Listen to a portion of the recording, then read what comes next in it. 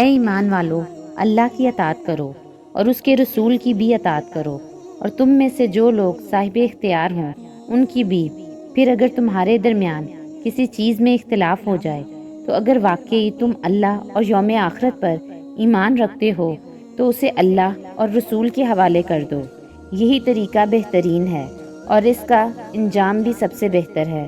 اور اللہ اور رسول کی بات مانو تاکہ تم سے رحمت کا برتاؤ کیا جائے۔ جو رسول کی اطاعت کرے اس نے اللہ کی اطاعت کی، اور جو اطاعت سے منہ پھیر لے تو اے پیغمبر ہم نے تمہیں ان پر نگران بنا کر نہیں بھیجا کہ تمہیں ان کے عمل کا ذمہ دار ٹھہرایا جائے۔ حقیقت یہ ہے کہ تمہارے لیے رسول اللہ کی ذات میں ایک بہترین نمونہ ہے، ہر اس شخص کے لیے جو اللہ سے اور یوم آخرت سے امید رکھتا ہو اور کثرت سے اللہ کا ذکر کرتا ہو۔